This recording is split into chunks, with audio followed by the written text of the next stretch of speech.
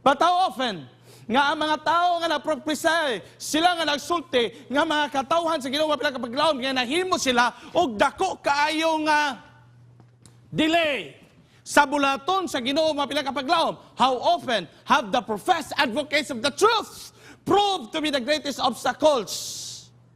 Ibig sa Bible study time, ingon, no ingon man mo nga di magkaugbaboy. Nga kato lagi si brother so-and-so, Adventista man to, nga nung pagbirti ko sumikig baboy. Will pagsimod. Nga naman lagi ito, kato si Elder rito, na Elder rito, nga pagkapista rito, ni shot magbear rito sa likod sa balay.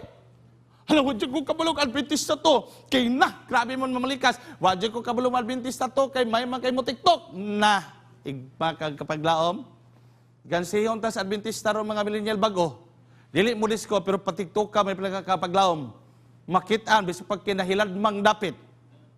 Apa, this is the reality.